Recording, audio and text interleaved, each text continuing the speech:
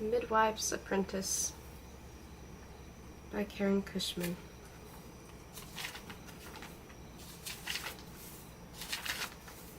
1. The dung heap.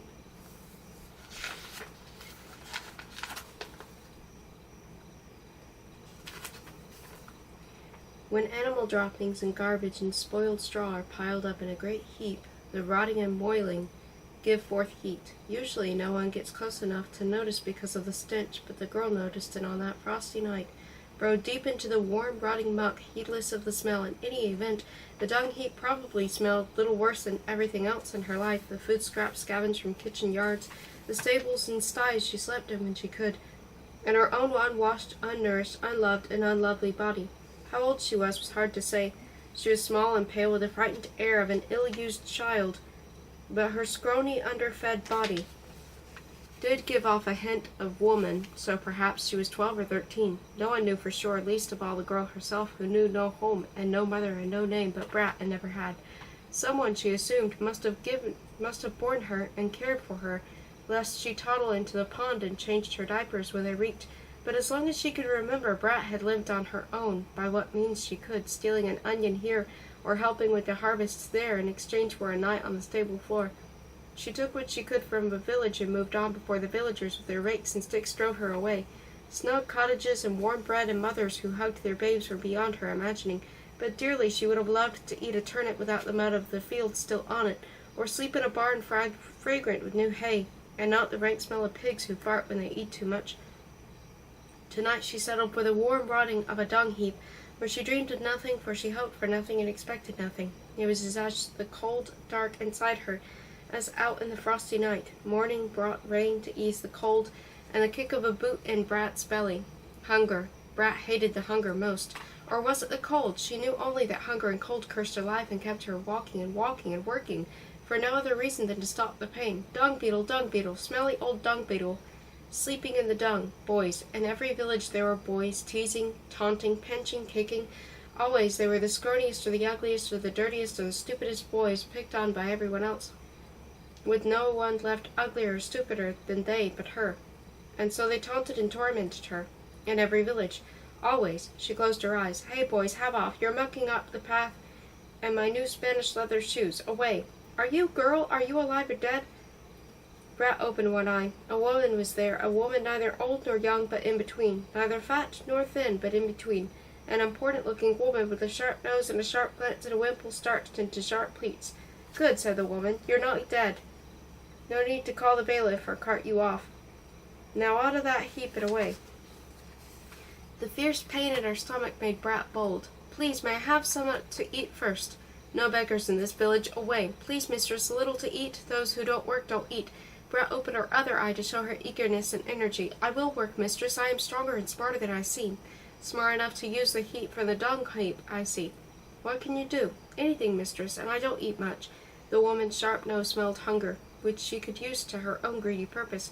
Get up, then, girl. You do put me in mind of a dung beetle burrowing in that heap. Get up, beetle, and I may yet find something for you to do. So Brat, newly christened Beetle, got up, and the sharp lady found some work for her to do, and rewarded her with dry bread and half a mug of sour ale, which tasted so sweet that the girl slept in the dung heap another night, hoping for more work and more bread on the morrow. And there was more work sweeping the lady's dirt floor and washing her linen in the stream than carrying her bundles to those cottages where a new baby was expected, for the sharp lady was a midwife.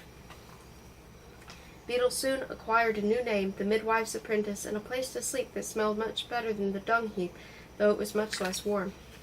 2. The cat.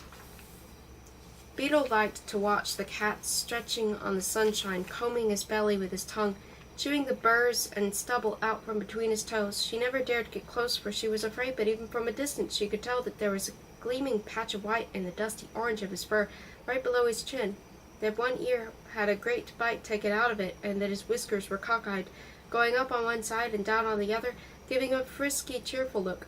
Sometimes she left bits of her bread or cheese near the fence post by the river, where she first saw him, but not very often, for the midwife is generous only with the work she gave Beetle, and stingy with rewards, and the girl was never overfed. Once she found a nest of baby mice who had frozen in the cold, and she left them by the fence post for the cat. But her heart ached when she thought of the tiny hairless bodies and those strong jaws, so she buried them deep in the dung heap and left the cat to do his own hunting. The taunting, pinching village boys bedeviled the cat as they did her, but he, quicker and smarter than they, always escaped.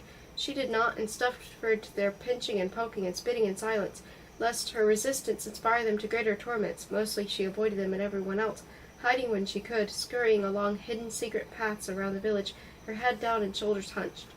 One sunny morning, with stolen bread in her pocket for dinner and a bit of old cheese to share with the cat, Beetle stared at the fence post. The boys were already there, holding the cat aloft by his tail. He was hissing and screeching and sounded like demons to Beetle, and she covered her ears. "Into the sack with them, Jack," cried one boy. "We will see whether a cat can beast an eel." And the sack with an eel and the cat was tossed into the pond.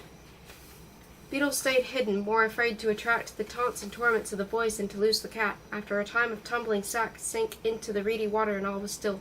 Ah, Jack, he was right. The eel took the cat right down, and the boy with the ruddy nose gave 2 apples to the boy with the broken teeth, and they all went back to the fields. Beetle waited a long time before she came out of hiding and waded into the muddy pond. With a stick broken from a nearby willow, she searched through the reedy water, poking around and around the spot where the bag had gone down. Working in bigger and bigger circles, finally near the edge of the pond, half out of the water, she found the bag, now soggy and still. She dragged it out of the water, sat back on her heels and watched. No movement. She poked it with her stick. Nothing. "Cat?" she asked. "You drowned? I'd open the sack and let you out, but I'd be sore afraid of the eel. Cat?" She kicked the bag with her dirty bare foot. Nothing. She left the bag and started the village. Came back, left again, came back again. "The devil take you, Cat," she cried. "I'd be sore afraid to open the sack, but I can't just let you be." Taking a sharp stone, she slit the bag and ran behind a tree. Looking like the devil himself, a shiny brown eel slithered out and made for the pond, and the bag was still again. Beetle watched it. Nothing. She crept closer. Nothing. A sudden movement sent her scurrying back to the tree, and then nothing again. She crept up to the bag and found the scrawny, scruffy orange cat tangled in the soggy sack. Carefully she untangled his limp body and lifted him out of the bag by his front legs. "By cock and pie, Cat, I would have you live." Ripping a piece from the rag she called her skirt, she wrapped him tightly and ran her secret hidden route back to the village. She scooped a hole in the dung heap and laid the cat in it. If Beetle had known any prayers, she might have prayed for the cat. If she had known about soft, sweet songs, she might have sung to him. If she had known of gentle words and cooing, she would have spoken gently to him, but all she knew was cursing. "Darn you, Cat! Breathe and live, you flea-bitten sod, or I'll kill you myself." All the day the cat lay still in his cave in the dung heap. Beetle stole time from her chores and came often to see him, wrap her skirt more tightly around him, and make sure he still breathed. Twice she left little bits of cheese, but they were not eaten. When she checked again after supper, as the sun was setting and the mist rising, he was gone and the cheese with him. Nothing in the cave in the dung heap, but her bit of raggedy dress and a few threads from the sack, which he must have carefully combed from his fur before setting forth into the night. And 2 days later, a holiday for the village, it being Lady Day, but not for Beetle, for the midwife would not feed those who did not work, even on Lady Day. There was the cat sitting on the fence post, licking his white patch to make it whiter still, waiting for Beetle and a bit of cheese. Finally, Beetle came and they sat and ate their cheese together to celebrate Lady Day, and Beetle told him what she could remember of the life before they found each other, and they fell asleep in the sun. 3. The Midwife. Her name was Jane. She was known in the village as Jane the Midwife, because of her sharp nose and sharp glance. Beetle always thought of her as Jane Sharp. Jane Sharp became a midwife because she had given birth to 6 children, although none of them lived, went Sundays to Mass, and had strong hands and clear fingernails. She did her job with energy and some skill, but without care, compassion, or joy. She was the only midwife in the village, taking Beetle gave her cheap labor and had an apprentice too stupid and scared to be competition. This suited the midwife. Beetle slept on the cottage floor and ate 2 meals a day of onions, turnips, dried apples, cheese, bread, and occasional bits of bacon. This suited Beetle. And so Beetle remained in the midwife's apprentice.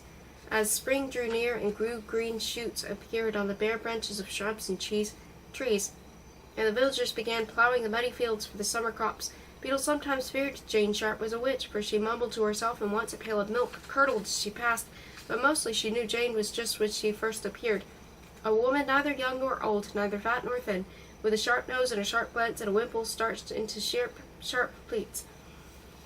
Each morning Beetle started the fire, blowing on the night's embers to encourage them to light the new day's scraps. She went to the cottage's dirt floor, sprinkled it with water, and stamped it to keep it hard packed.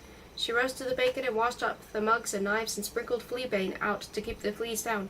She dusted the shelves and packed the jugs and flasks and leather bottles of dragon dung and mouse ears, frog liver and ashes of toad, snail jelly, borage leaves, nettle juice, and the powdered bark of black alder tree. In the afternoon, Beetle left the village for the woods, where she gathered honey, trapped birds, and collected herbs, leeches, and spiders' webs, and the cat went with her. When they were called, she accompanied the midwife to any cottage where a woman labored to birth her baby, provided the woman could pay a silver penny or a length of newly woven cloth, or the best layer in the hen house. Beetle carried the basket with the clean linen, ragwort, and columbine seeds to speed the birth. Cobwebs for stanching the blood, byrony for a woolly nightshade to cleanse and comfort the mother, goat's beard to bring forth her milk, and sage tea for too much, jasper stone as a charm against misfortune, and mistletoe and elder leaves against witches. Beetle waited outside while the midwife did her magic within. The first time they were called to the cottage, Beetle tried to go in, but Jane slapped her, calling her a clodpole and a shallow-brained whiffler, and made her stay outside where she wouldn't get in the way. Often she called Beetle in when it was over to clean out the soiled straw bed and wash the linen, while Jane Sharp and the new mother sipped feverfew and nutmeg brewed in hot ale, and once she sent the girl back to the cottage to brew some black currant syrup to fight a new mother's fever. Beetle began to think that perhaps she was kept out not because she was stupid, but to keep her in ignorance of the midwife's skills and spells, and she was right. As the weather warmed and the villagers kept digging long furrows in the field to take the seed, Beetle found herself doing more and more of the collecting and stewing and brewing, while Jane Sharp spent her time haggling over her fees. Twice the midwife refused to come laboring mothers who had nothing to pay, and so the unfortunate women had to bring forth their babies with none but a neighbor to help. The midwife's greed angered the villagers, but they needed her, and so took their anger not on Jane Sharp, but on her apprentice, needed by no one. Beetle endured their anger and their taunts in silence, and complained only to the cat, who listened and sometimes rubbed his head and her legs in sympathy.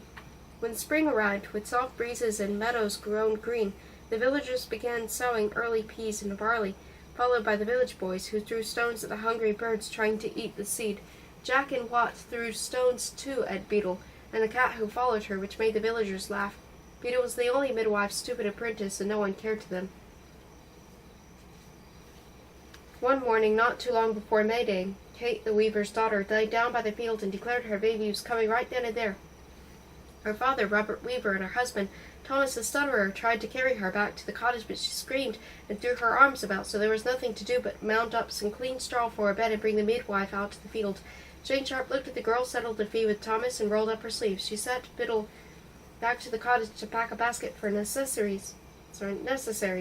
And don't drop or forget anything, you with the brains of a chicken, and don't dawdle. Beetle grabbed bottles off the shelf and bunches of dried herbs from the ceiling beams, surprised at how much she knew, how she could recognize the syrups and powders and ointments and herbs by their look and their smell, since the midwife could not write and make labels, and Beetle would not have been able to read them even if she could. Kate was laboring in the field, not plowing or sowing or weeding, but at making a way for her baby into the world. As Beetle watched, Jane moved Kate up to her knees and shouted, "Push, you cow! If an animal can do it, you can do it!" And Kate pushed as Jane, the midwife, eased the child out of the mother and into her hands. It put Beetle in mind of the time she got Cat out of the bag, and she temporarily forgave the midwife her sharpness for the magic of her spells and the miracle of her skills. After that, Beetle took to watching through the windows, and the midwife was called. In that way she learned that midwifery was as much about hard work and good sense and comfrey tonic as spells and magic. For the miller's wife. Suddenly it was summer, and the leaves erupted on every tree and bush in the village, and you could see flowers blooming by the road, in the churchyard, and in the hair of the young girls as they swung down the path to the village square. And just as the world burst into flowers, the midwife's cottage burst forth into bread. Soft wheat bread for dinner, and crunchy brown oat bread for supper, and crusty rolls to dip into cool ale on a warm summer morning. Even Beetle shared in the sudden blooming of the bread and didn't care to ask why until, her stomach finally full, she found her mind empty and casting about for something to figure out. She hid about the mystery of sudden abundance of bread. Where from, and how, and why? As she thought and watched and listened, Beetle noted the midwife had taken a mysterious errand. "Beetle, I must to the miller to have my oats ground to flour. Crush the bitter milkwort, and boil the wormwood syrup while I am gone," and off the midwife would go without the oats. Or, "Beetle, I am taking the comfrey tonic to Joan at the bridge. See you finish boiling the goose grease for the ointments," and off the midwife would go, with no comfrey tonic. Or, "Beetle, I am going to feed the hens. Strain the nettle tea and pour it into the clean flasks," and off the midwife would go, although Beetle knew the last hen had made soup weeks before, and the hen house lay empty except for an occasional hopeful hungry dog. Curious about this unusual behavior, Beetle began to follow the midwife when she went on those errands, creeping behind the trees and under fences, careful to keep out of sight, and the cat stalked along behind her, so they looked like a Corpus Christi Day procession on its way to the churchyard. The midwife, the girl, and the cat. Each time the midwife made for the field near the old North Road, and each time Beetle feared to creep closer lest she be caught, so she could not discover what was happening in the field and whether it had anything to do with the bread.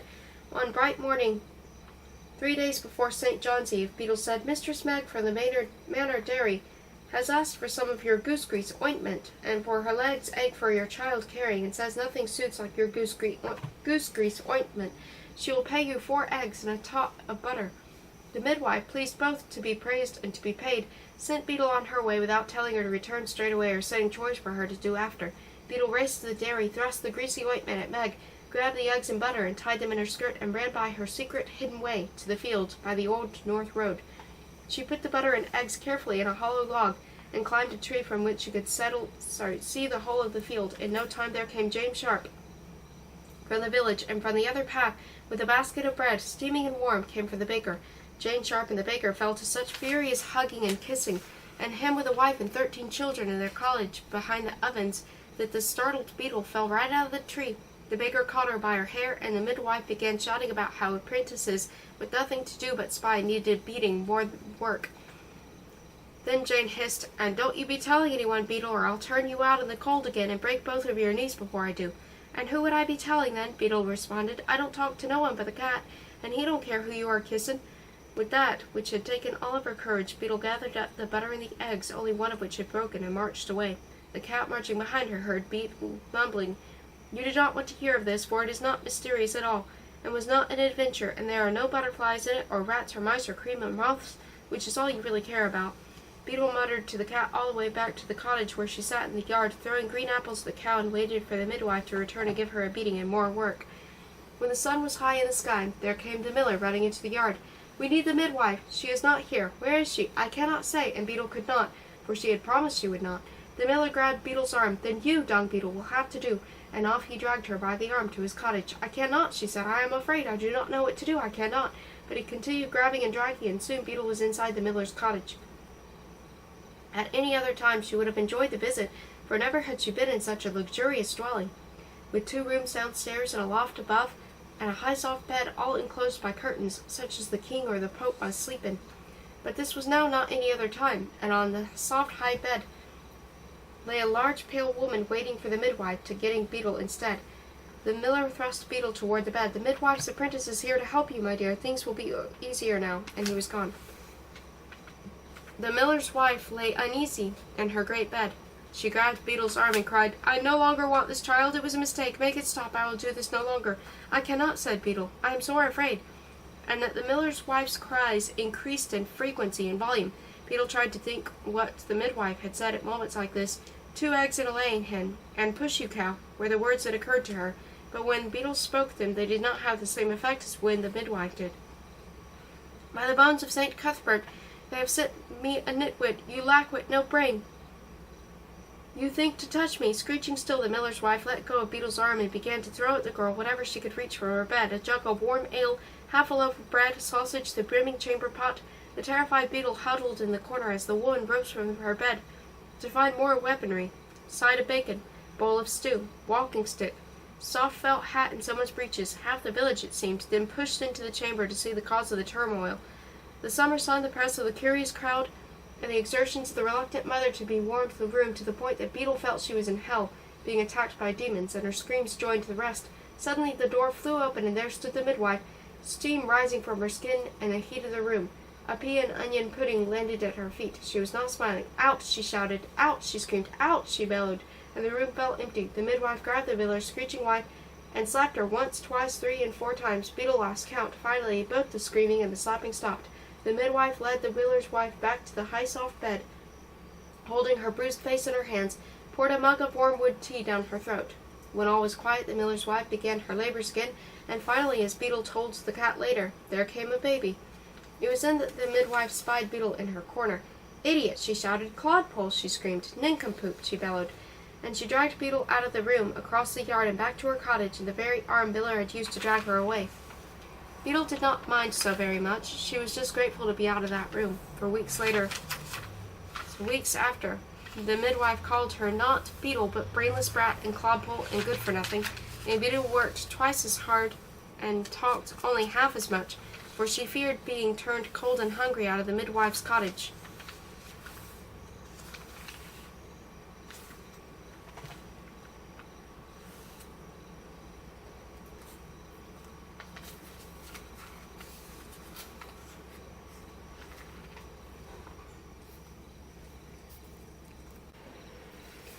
"5. The merchant. Now it was high summer, with the hay drying in the fields, and all the village praying for the rain to hold off until the grain was safely cut and stored away for winter.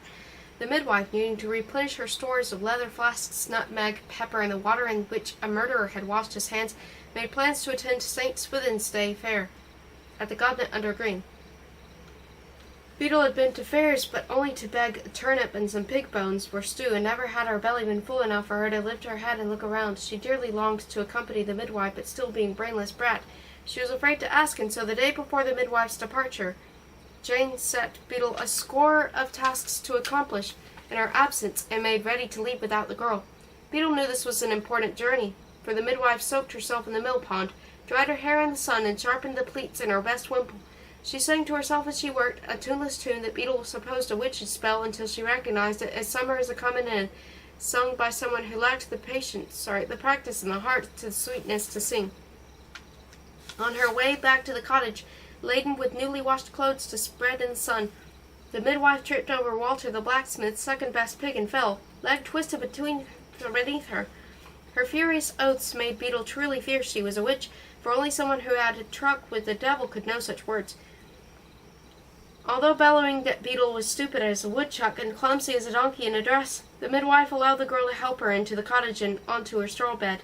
"Broken, by God's whiskers, broken," she moaned, feeling her ankle, and she set out about telling Beetle how to pick the bone-set herbs and wrap the rags around the limb. Beetle feared this meant that because the midwife could not walk, she could not work, and thus would need Beetle's help no longer. Actually, it meant that Beetle was going to go to the St. Swithin's Day fair in the midwife's place.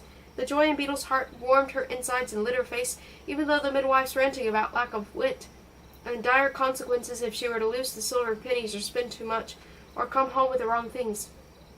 The blazing sun of St. Swithin's morning dried the hay, gladdened the villagers, and saw Beetle on her way to the Goblet under Green with 4 silver pennies, an onion, and a hunk of bread, and a cheerful heart.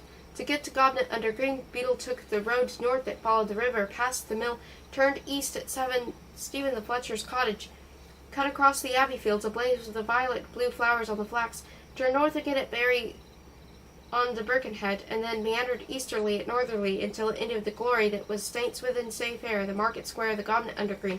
Beetle was too excited to eat along the way, so she gave her bread and onion to a hungry goat, and then followed her near all the way to Goblet. When she arrived at the fair, she did not know whether her lightheadedness was from hunger and the sun, or the thrill of being in the midst of such gaiety and color, and she did not care. She passed through the forests of bright booths with flags and pennants flying, offering for sale every manner of wondrous things: copper kettles, rubies and pearls, ivory tusks from mysterious animals, cinnamon and ginger from faraway lands, tin from Cornwall, the bright green woolen cloth from Lincoln. She laughed at the puppets, wondered at the soothsayers, applauded the singers, and cheered for the racing horses. Her nostrils quivered at the smells of roasting meats and fresh hot bread and pies stuffed with pork and raisins, but her gut still trembled with excitement, and she was content just to smell.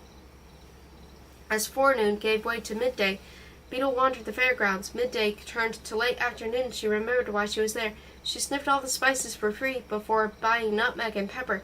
The hangman was doing a brisk trade in murderer's washwater, but Beetle was at last able to secure a bottle. At the end of the street of the cupmakers, Beetle was told, just before the church of St. Stingad and Vicar, she could find the best prices on leather flasks, and so she did. The merchant's booth was also filled with sundry other wares for wondering at: shiny brass needles, ribbons of red and lavender, copper spoons and bronze knives, boots of fine red leather, and embroidery on the toes, and combs of polished wood and ivory. Beetle had never before used more than her fingers to comb the burrs and thistles from her hair, and probably could have lived her life so doing. But on one of the combs, between the 2 rows of teeth, she carved a sleeping cat. He looked so much like the cat, Beetle knew that she ached to own it. For long minutes she held the comb, looked at it this way and that, smelled the fragrant wood, and admired the sleeping cat. Then with a great sigh she put it down and turned to bargain with the merchant for flasks, although and perhaps because she was new at bargaining game, Beetle handled it with such charming solemnity that the merchant took a fancy to the skinny young thing, and with a broad wink threw the comb in with the cat into the pack with the flasks. "Comb those long curls until they shine, girl, and sure you'll have a lover before nightfall." Another wink, and the merchant turned to his next customer. The comb was hers. Beetle stood breathless for fear someone would snatch it back. Never had she owned anything except for her raggedy clothes and occasional turnips, and now the comb with the cat was hers. The wink and the comment about her curls, though Beetle didn't know it, were also gifts from the generous merchant, and they nestled into Beetle's heart and stayed there. Beetle settled at the pack on her back and started for the village. In front of the church of Saint Stingat and Vigor, she stopped to pull the comb through her hair. Curls. Were these tangles, then, curls? Beetle leaned over the horse trough and examined her hair in the still water. Definitely curls, surrounding a thin little face with big eyes and a pointed chin, big nose and big ears, and the curliest hair at the fair. "This is me, then, Beetle," she said, and looked again. "Alice." "Hey, Alice, I need you," said a man, pulling in Beetle's sleeve. She looked about for this Alice. "Alice here, what does this say?" he asked, thrusting a piece of leather with marks under Beetle's eyes. She blinked and looked at him. "Who is Alice?" "Don't be funny, Alice. These here marks are supposed to show my winnings for the horse race, and I need you to read them to be sure Cobb the Gloom is not cheating me." "What does it say?" "I'm not Alice." "Of course you are." The man leaned over and peered closely into Beetle's face. "Wait," he shouted, spraying her with spit. "You're not Alice. You look like Alice. Where is Alice? Alice!" And off he went to find Alice to make sure Cobb the groom was not cheating him on the horse race. Beetle stood perfectly still. What a day! She had been winked out, complimented, given a gift, and now mistaken for the mysterious Alice who could read. Did she then look like someone who could read? She leaned over and watched her face in the water again. "This face," she said, "could belong to someone who can read, and has curls, and could have a lover before nightfall. And this is me, Beetle." She stopped. Beetle was no name for a person, no name for someone who looked like she could read. Frowning, she thought a minute, and then her face shone through a torch were fired inside her. "Alice," she breathed. Alice sounded clean and friendly and smart. You could love someone named Alice. She looked back at the face in the water. "This, then, is me, Alice." It was right. So the newly called Alice shifted the pack on her shoulders, and with her head back and her bare feet solid on the ground, she headed back to the midwife's cottage, and never noticed when it grew cool and dark for the heat and light within her. 6. The naming. The midwife had lost another tooth and was hobbling about on her broken ankle, throwing copper pots and cooking spoons about the cottage in her anger at age and teeth and life. "Get out of my sight, dung beetle, before I squash you." "Alice." "What did you call me?" "Not you, me. Alice. My name is Alice." "Alice?" The midwife snored like Walter Smith's great black horse, Toby. "Alice, you look more like a toad or a weasel or a mudhead than Alice." And she punctuated each name with another pot thrown in the girl's direction. Beetle thought to go out. Out was no punishment. Out was where there were no kettles to stir, no bottles to fill, no smoky cooking fire. Out was where the air was cool, this summer morning, although the sun was warm. Out was where Beetle had spent most of her life. Out was where the cat was. She wanted to tell him about her new name, Alice. She had not dared to say it aloud, but now that she had said it to the midwife, she wanted to tell everyone. "Alice," she said to the cat, who rubbed and purred against her ankle, "I have a name now, cat, and you must also, so I can tell you to breakfast on cold, foggy mornings. I will say some names, and you will tell me when I have found the right one." Beetle sat on the dusty ground, legs crossed. The cat sat and stared at her. "Willow?" she asked. "Purslane? Gypsy moth? Lentil?" The cat just stared. Beetle stood and walked toward the river, one hand across her belly, the other stuck in her mouth. Beetle was thinking. "Bryony? Millstone? Fleecy? Gone completely daft, have you, Beetle?" said the miller as he passed. "Alice," said the beetle. "Alice who? Who, Alice?" "I am Alice," Beetle said. "Not brat or dung beetle or beetle. Alice." "Bah," said the miller. "May as well call a rock Alice or a sheep Alice. Bah." "Earth pine?" continued Beetle to the pat. "Dartmoor? Cheesemaker? Holly? Pork?" "Who you callin' pork, you wiffle-brained dung beetle?" This from the blacksmith's lardy daughter, Grommet. "The cat," Beetle said, "and I am Alice." "You are Nitwit," Grommet Smith replied, and laughed as she waddled away. Beetle sighed. This business of having a name was harder than it seemed. A name was of little use if no one would call you by it. The cat wound himself around Beetle's ankle and purred. "Columbine? Cuttlefish?" "Purr," the cat responded. Clotweed, Shrovetide, Wimble? Purr, the cat responded. Horse rat, purr, the cat demanded. Purr? Beetle asked. Purr, the cat responded. And that was that, while Beetle and Purr walked in the sunshine, waiting for the midwife's temper to cool enough for them to beg bread and cheese and an onion or two. The villagers brought in the last sheaves from the field, and hay harvest over, sat down to eat and drink and give thanks, and the rain had held off. Several of the village boys, with too much ale and too few wits, left the celebration looking for trouble to cause, and they found Beetle. Dung Beetle, give me a kiss, called the boy with red hair. Alice, whispered Beetle, surrounded by boys and abandoned by the cat. She calls you Alice, Will, thinks you're a girl and a fine lady down the manor. You friends with the Dung Beetle, Lady Alice? The boy with the broken teeth took another pull from his mug of ale and spat at Will. Beetle took advantage of Will's distraction to duck beneath his arm, loop her skirts between her legs, and take off down the road to the river. The boys were faster, but they were drunk, and Beetle reached the river before they did. She looked for safety. An open field lay to her right. They could catch her there. They were not that drunk. Straight ahead was the river, but she could not swim. No one could. Water was for horses to drink, and an occasional quick bath for weddings and such. A sudden breeze rustled up the leaves of a willow, as if it were calling to Beetle. Up she climbed into the branches, treed like a fox, waiting for what would happen next. Pushing and shoving each other, the boys encircled the tree. Dung Beetle, you must be afeard, so far from your dung, they chanted. Come down and we'll take you home and lay you softly into the dung heap. Deep, deep, deep into the dung heap. More ale swigging and chanting and pushing and shoving. Suddenly the boy with the red hair lost his footing on the slippery bank and tumbled into the churning river. Gorm, Will, get out of there, said Snaggletooth Jack. Can't, said Will, spitting water and floundering.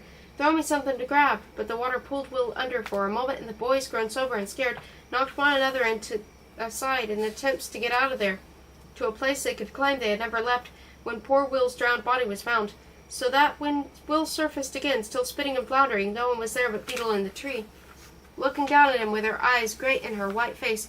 Beetle, help me, throw me something. Beetle shook her head. I'm too scared. He disappeared again, and Beetle crept carefully out an overhanging branch to see where he had gone. Sputtering, up he came, too full of water to call her a name or beg for help, only looking at her as his arms slapped the water around him. Beetle crept farther out into her branch. It dipped toward the river. Very slowly, inch by inch, as the boy struggled not to sink, she crept out until the tip of the branch nearly touched the water. Grab it, Will, she said, and he grabbed it. Slowly, slowly, he pulled himself along the branch until, from his pulling and Beetle's weight, it cracked and they both fell into the river bank. Will lay there while Beetle watched to see what he was alive or was he dead. Then he spat river water all over her skirt, and she knew he lived to be double her again. You didn't run with the others, he said. That were brave, Beetle. No, I be not brave, she said. I nearly peed myself. I did it for else you'd have drowned and gone to hell, a drunken loudmouth bully like you, and I would have helped send you there, and I could not have that, now could I? You have pluck, Beetle. Alice. You have pluck, Alice. They looked at each other, pretended they hadn't, and went home. That night Beetle had a dream. The Pope came to the village and called her Alice, and the king married the midwife, and the cat laughed.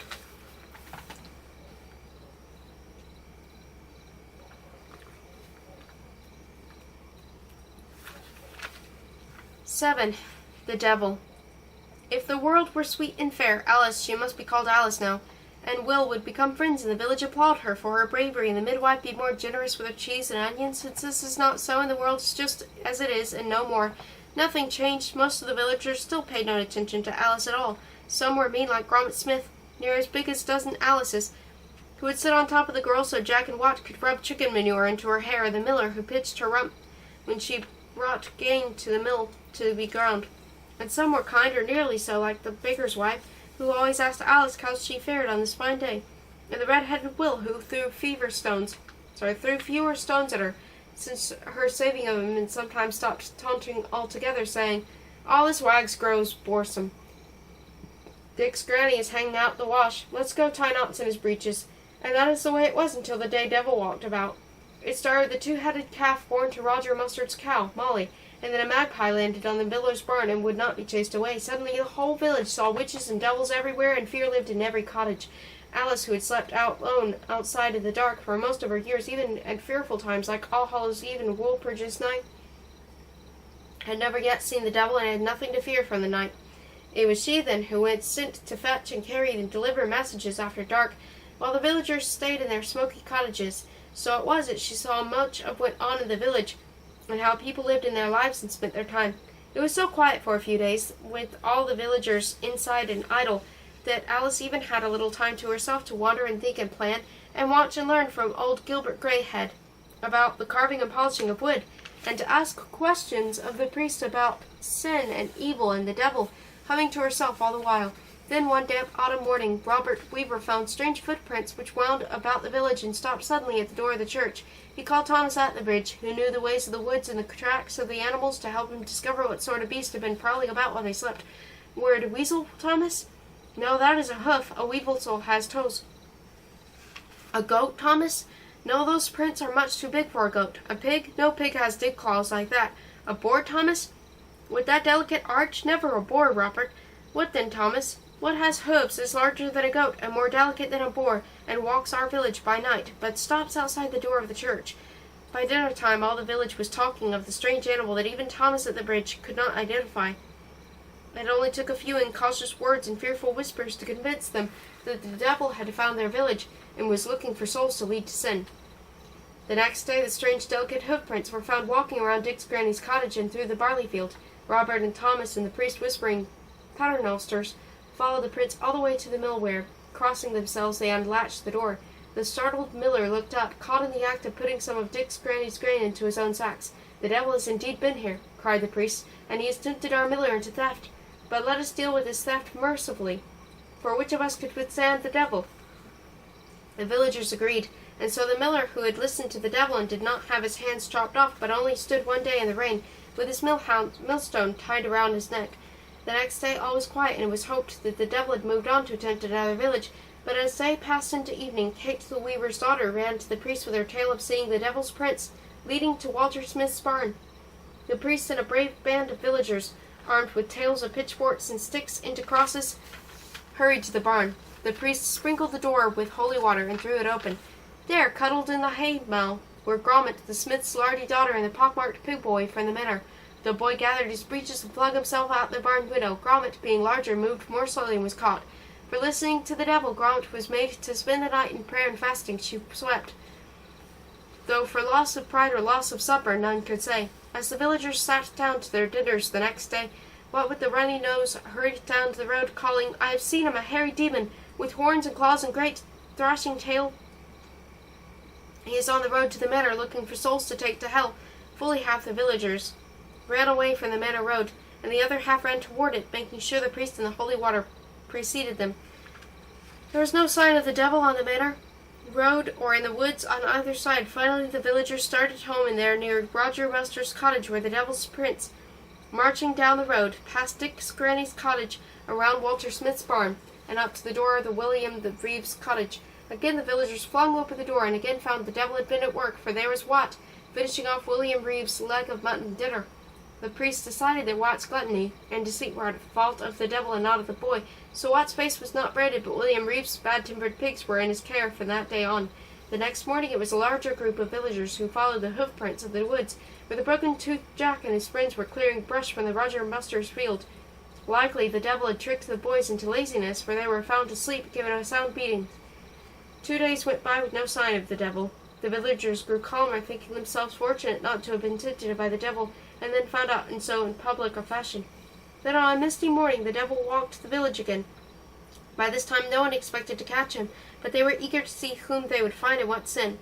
So all the village followed the paths, except for the midwife, who was called to the manor at the last minute, and Alice, who was elsewhere.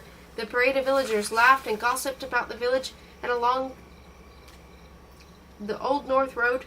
As they followed the prince through the field, they grew quiet. The prince stopped near a large tree, and so did the villagers. From behind the tree came the call, "Is that you, Jane, my dove?" And out leaped the baker, holding a bunch of Michaelmas daisies and a basket of bread before him. All was quiet. The baker's wife stepped forward and took the flowers as the villagers turned and walked away, leaving her to sort out what was the devil's work and what was the baker's.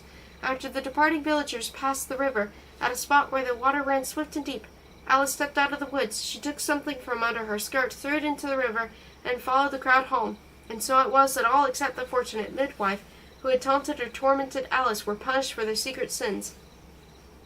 After this, the devil was never seen in the village again, and no one but Alice knew why. Several days later, in a village where the river meets the sea, there washed up in the banks 2 blocks of wood carved in the shape of the hooves of some unknown beast. No one could figure out what they were or where they came from. So eventually Annie Broadbeam threw them into her cooking fire and enjoyed a hot rabbit stew on a cool autumn night.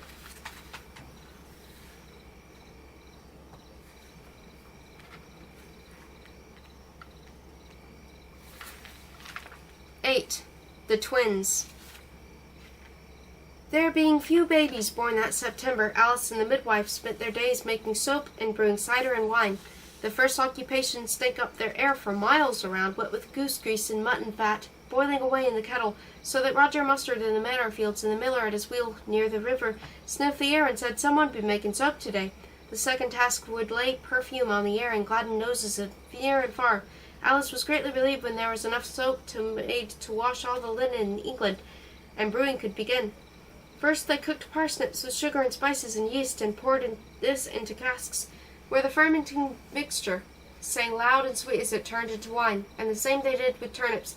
Then Alice, with baskets tied to each end of the pole, walked with the cat to the Abbey gardens to gather fallen fruit. There, lying on the ground as if scattered by God just for Alice, were apples, red and yellow, large and small, sweet and tart, firm and juicy. She tried a few, but unable to say whether she liked best the crisp, white-fleshed cackagees, or the small, sour foxwhelps, or the mellow, sweet rusticoats and ruby stripes. She tried a few more.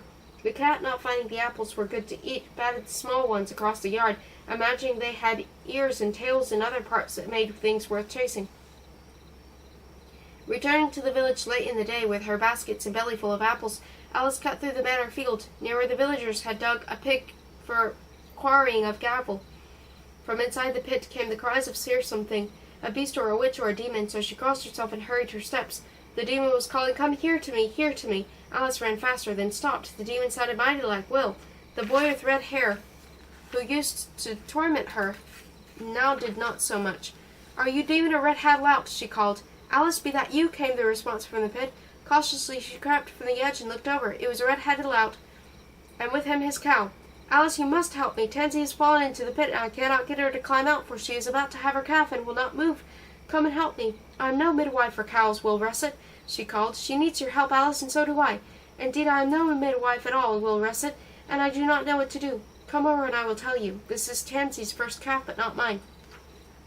At that Tansy called out low and sad and mournful and full of pain and fright. Alice could not bear to leave her like that, so she put down her baskets of apples and slid into the pit. Will grinned at her. "Good for you, Alice. Here, hold her head. Keep her quiet. Sing something soft. I do not know any singing, Will Russet." Croon a song without words, then just make sweet noises. Oh, Alice did, although none could have called them sweet but she and the boy and the cow. And perhaps the cat who lay above where Alice had left him, carefully licking the soft pink pads of his feet. "Hold her, Alice. Rub her head and belly. If we can call her, God will tell her and the calf what to do." Alice sang and rubbed, calling the cow sweetheart and good old girl as she heard Will do, and the boy pushed and pulled and worked as hard as the cow. Several times they near gave up, but Alice always found one more song or one more rub inside of her. And Will loved Tansy like she was his babe and not his cow, and so the tired pair kept on. Finally, as day hearkened into evening, there came the feet of a calf, and then more feet and more. "Twins, Alice!" cried Will. "You have brought me great luck, for Tansy be having twins." So she was, and soon 2 slippery, shiny, brand-new calves were lying in the dirt of the pit, and Tansy was licking and nuzzling them gently. Once Alice and Will took calves upon their shoulders and scrambled from the pit. So too did Tansy, not willing to stay alone in that hard, dark, and calfless place. Like a holy procession, they returned to the village, the boy and the girl and the newborn twins and the cow and the cat. Will, so happy and twice the bounty he expected from Tansy, made sure to tell everyone of his luck and the great help Alice had been to him. And Alice felt her skin prickling with delight, although she got in a muck of trouble for being so long about apple gathering and then losing the baskets as well as the fruit for the excitement of the twin calves. They were forgotten and left behind and never seen again. As September turned to October and October to November, through all those days Alice grew in knowledge and skills. The midwife, busy with her own importance, did not notice. Alice, grown accustomed to herself, did not notice. But the villagers noticed, and as October turned to November and the ghost walked on All Hallows Eve, they began to ask her how and why and what can I. Sometimes for help and advice someone would pay her a ribbon or an egg or a loaf of cheese or bread, which she always gave to the midwife, as if Alice herself were just the midwife's hand or arm, doing the work and receiving the pay but taking no credit for the task. One morning as they sat under the oak tree, eating their breakfast bread, Alice told the cat again about the birth of the Tansy's twins. All shiny they were and sticky to the touch.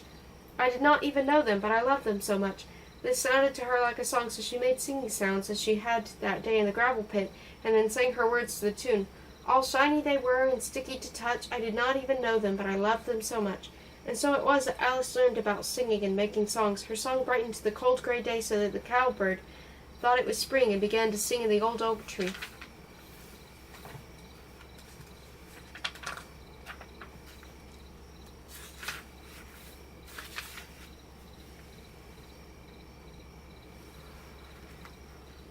"9. The bailiff's wife's baby. A good nut year means a good baby year," the midwife said as she sent Alice and her nutting basket to the woods to see what kind of a year it would be. All day Alice shook the young trees, climbed into the old ones, gathered the hard-shelled bounty that fell, hazelnuts, walnuts, chestnuts, almonds, mounted into the basket, and stirred her hunger with thoughts of hot-roasted nuts and cold winter nights. That was the limit of her imaginings, for never had she heard of almond cream, pickled walnuts, or eels and chestnut sauce, such as they ate at the manor or the homes of rich merchants of London and York. Coming back from the woods, she saw the boys chasing the cat. She took a handful of nuts, the biggest and hardest and heaviest in her basket, and heaved them at the boys. "Touch that cat again," she shouted, "and I will unstop the bottle of rat's blood and viper's flesh, and some of the double. It will change you into women, and thenceforth each of you will giggle like a woman and wear dresses like a woman and give birth like a woman." She was too startled by her outburst to be afraid. The boys were too startled by her outburst to move.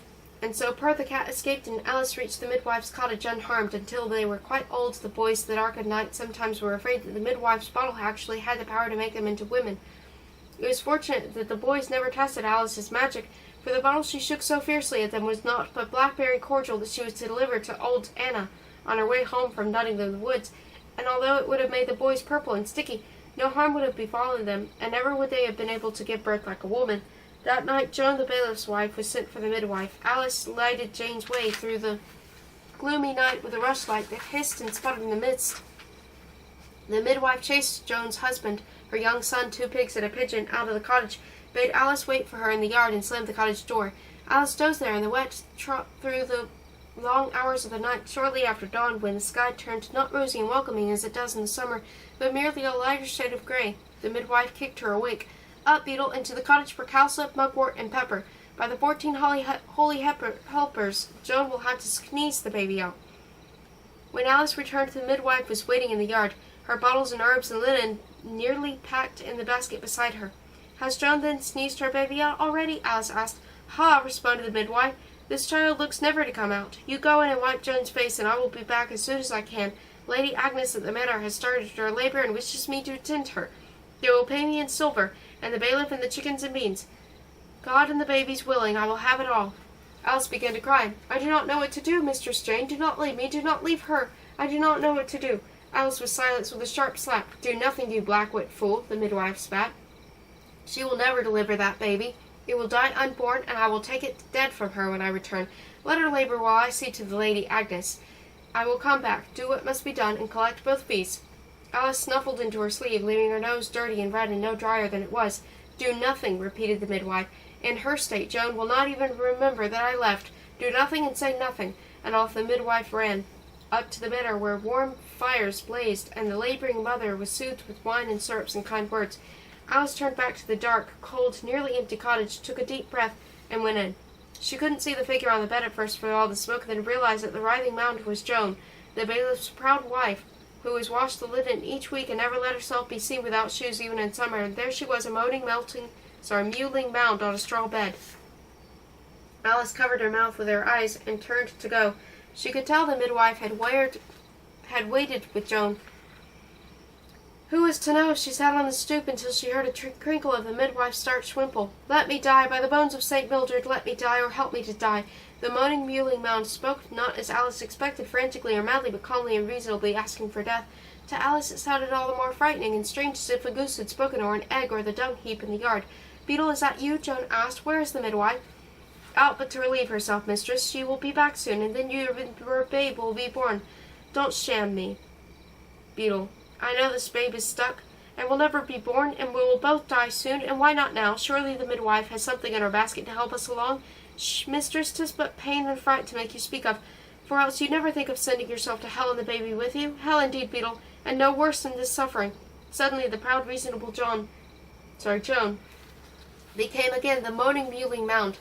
Then, as the hot pains invaded her body, she shouted and thrashed and flailed, shrieking and kicking. Alice betook herself to the cottage door, ready to run from the horror, but the memory of the proud, frightened Joan of a moment ago kept her inside, as she asked herself, what would the midwife do were she here? What had Alice seen her do from cottage windows all this year, and when the babe would not come and the mother looked to scream and dash herself to death? What had Will done in that gravel pit to help Tansy with the calves who would not be born? Alice took another deep breath and returned to Joan's side. She gave her mugwort and warm ale to drink and spoke soothingly, calling her sweetheart and good old girl. She warmed oil over the fire and rubbed her head and belly, and she had the cows. She did not those the spells or the magic, so she gave Joan all she had of care and courtesy and hard work. So it was that in the middle of the night, when the monks were rising from their beds for midnight prayers, and in the towns revelers were returning home full of beef and wine, and at the manor the midwife was delivering Lady Agnes of her first son, so it was that a calmer, more rested Joan, with the kind of attention the midwife's apprentice, brought forth a daughter, feet first but perfectly formed, whom she called Alice Little. Alice had washed Alice Little and wrapped her in clean linen, and laid her in her father's arms before Jane the midwife bustled up the path and into the cottage. Jane made some remarks which no one believed about having left for just an instant, and stuck her hand out for her fee. The bailiff said, "We have no need of you, Jane. Your helper has taken care of us with her 2 strong hands and her good common sense." And that Alice felt so much pride and satisfaction that she had to let them out somehow, and so she smiled, which felt so good that she thought she might do it again. Facing the midwife's jealous anger, she went back to the cottage, ate some cold soup and hard bread, lay down on her straw mat by the fire, and had a dream about her mother, which upon waking she could not remember.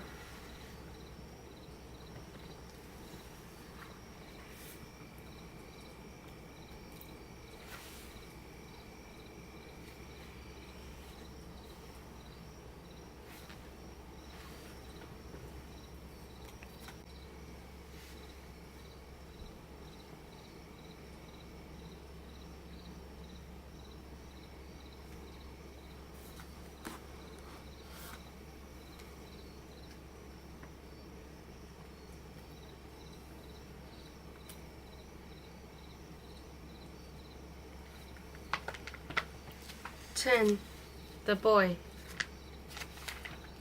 After this, when the midwife was summoned to attend to mother, Alice took to stealing away inside the woman's cottage, hiding in the shadows so as not to be noticed, watching closely to see what the midwife did, and how and why. She took and stored in her brain and her heart what she heard the midwife say and do about babies and birthing and easing pain.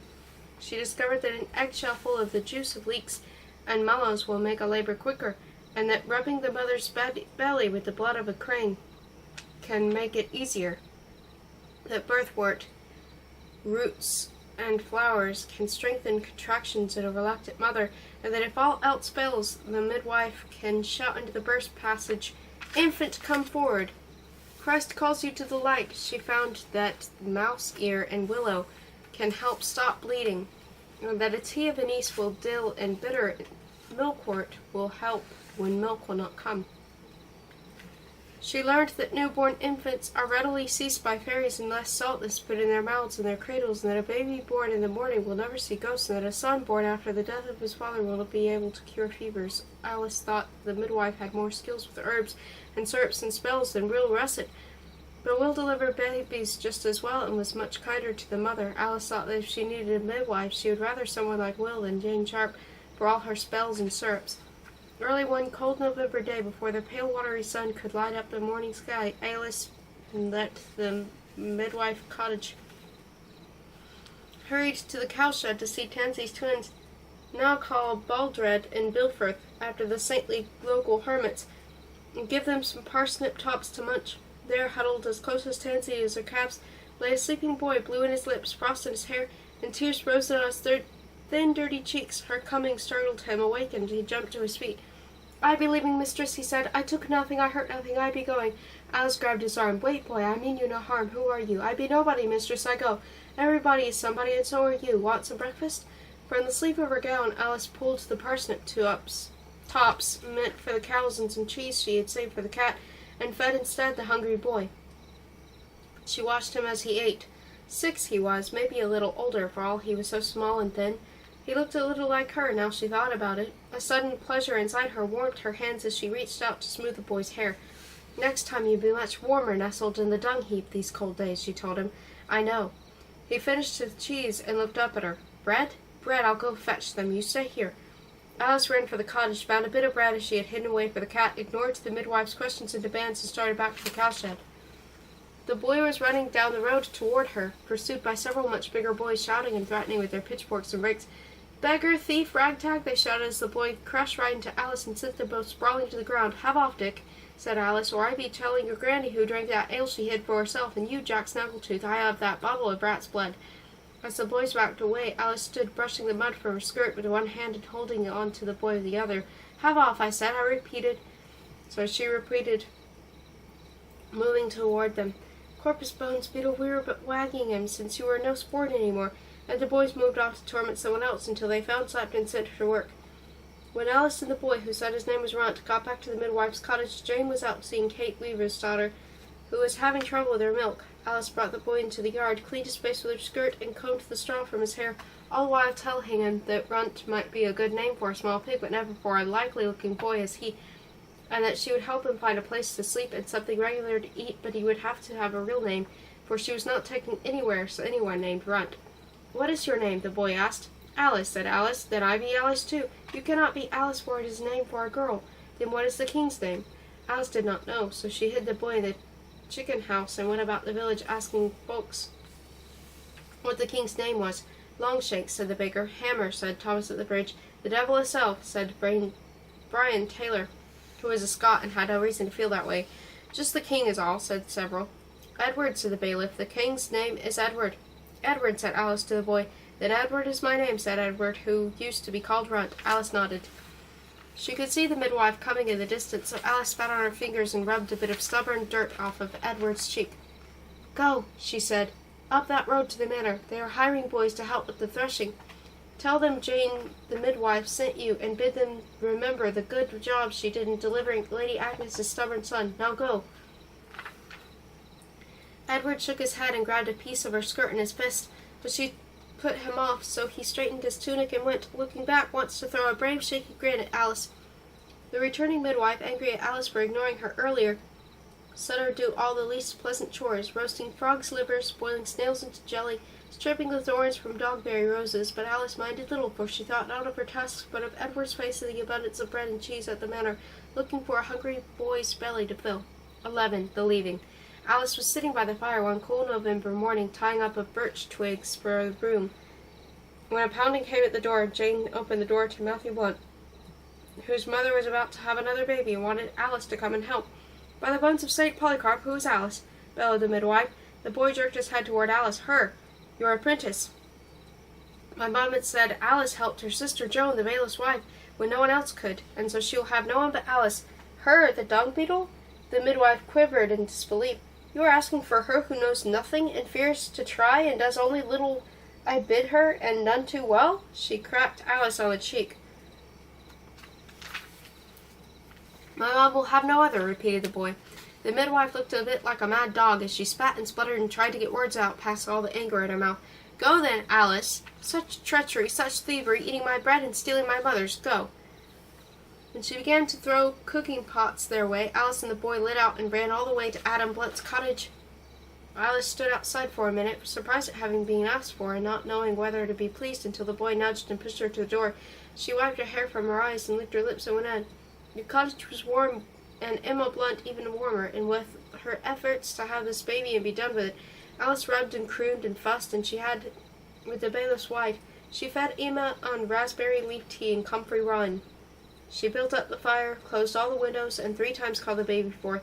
Then she sent Matthew to search for the birthwort root, put out the fire, and opened all the windows, but the baby would not come, as if he were holding tight to his mother, reluctant to be separate and alone. And Alice, although able to ease a willing baby into the world, had no idea how to encourage a reluctant one. So as the day passed from the morning to midday, and Emma tossed on her tumbled linen, and still there was no sign of a baby, Alice, doubtful and uncertain about the midwife, or at least Russet to tell her what to do, and unwilling to get herself to Emma into trouble, stood back from the bed and said, "I cannot do it." She washed Emma's face, smoothed her wet hair, took a deep breath, and sent Matthew back to the cottage for the midwife. Emma and the unborn baby rested from the morning struggle, so all was quiet until the midwife roared in, like wind before rain. Blasting everyone out of her way, she set about attending to the mother and babe. She insulted, encouraged, pushed and poked, brewed and stewed and remedied, anointing to her hands and cornmeal and oil. She rubbed and kneaded, pulled and tugged and turned that baby from both the inside and the outside, until finally he was in the position to come out. Then she slapped Emma's great bulge of a belly, lifted her from behind by her shoulders, and gave her a good shake. All was chaos, noise, and heat and blood, until finally, over the tumult, Alice could hear the cries of the baby, the moans of a tired mother, and the laughter of the triumphant midwife. Alice backed out of the cottage, then turned and ran up the path on the road. She didn't know why or where. Behind her in that cottage was disappointment and failure. The midwife had used no magic. She had delivered that baby with work and skill, not magic spells, and Alice should have been able to do it, but could not. She had failed. Strange sensations tickled her throat, but she did not cry, for she did not know how, and a heavy weight sat in her chest. She did not moan or wail, for she had never learned to give voice to what was inside her. She knew only to run away. So it was that on a crisp, sunny Martinmas afternoon, while the villagers slaughtered their cattle and pigs for winter meat, while Maggie Miller stirred a sheep's blood pudding for supper, while Will Russet and Dick gathered beech and oak and ash and chestnut for winter fires, while Alnoth the Saxon cleaned the manor privies and cursed God for making him a peasant and not a lord, while the boy Edward ate a bowl of herring soup and thought of the warm corner of the manor's kitchen that was to be his, while Emma, the bailiff's wife's sister, kissed her new son to his tiny red nose and fell asleep with him at her breast, while the life of the village went on, Alice turned her back on all that she knew and had become so dear to her, and headed up the road from the village to she knew not where, and the cat went with her.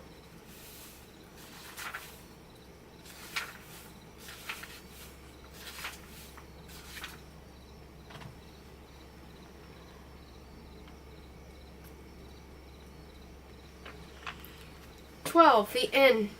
The cat was hungry. He pushed at the lumpish weight that was holding him down, spitting and scratching until Alice shifted and he could crawl out to see what creatures they were about. They were good to eat and easy to catch. Her exertions woke Alice, so she sat up and looked about her. At first she made to stretch and smile and face a fine new way. Then she remembered it was afternoon. She was a failure and she had run away. It was beginning to rain and she faced a night outside alone in the wet.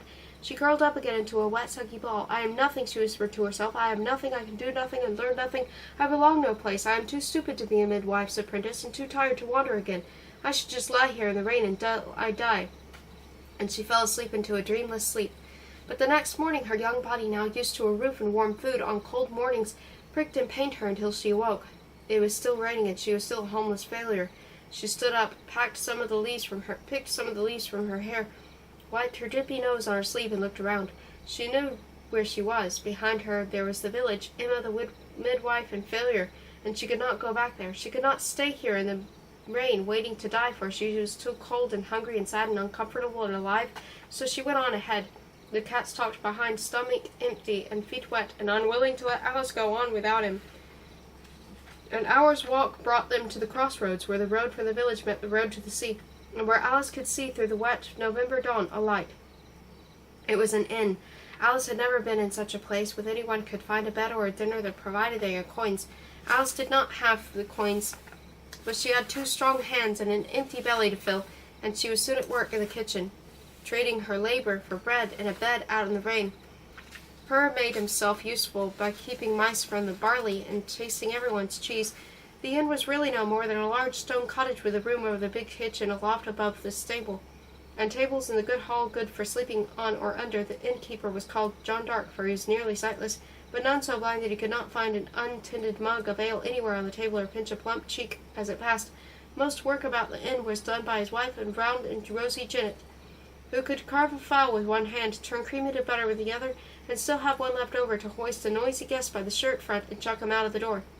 "Oskins, Boskins, chickadee," Janet said next day to Alice. "You are such a help to me that I would you go stay on for a while." Alice had nowhere to go, so she stayed, grateful that she had found work she was not too stupid to do, even if it was only scouring the tables in river sand, or skinning an eel for a pie. Alice worked hard and lived mostly on beans, bread, and Janet's bad beer. Each week the autumn grew colder and wetter, and the inn, although dirty and drafty, was much cozier than any barn or dung heap to be found outside, so she remained empty of heart. She would not think about her months in the village of Will Russet or the bailiff's drone or midwife, for such thinking thought the tickling to her throat again, but sometimes the smell of the garbage, of the apples, the baking, would make the village so alive in her mind that she would look up quickly, certain she had been magically taken back there again, and her eyes would blink of hope and dread. Sometimes, too, she thought of the boys she had sent to the manor and wondered how he feared, and she had at least done right. Soon it was Christmas, and the inn teemed with folk going away or coming home. Alice hung holly and ivy from the charred beams in the hall. Musicians with their rebecks and gitterns and sackbuts came to drink and stayed to play. Ducks and geese on great skewers had turned into the roaring fire until they were golden and juicy and so fragrant that the cat and the mice came in from the stables, hoping for a bite or two. It was all colorful and warm.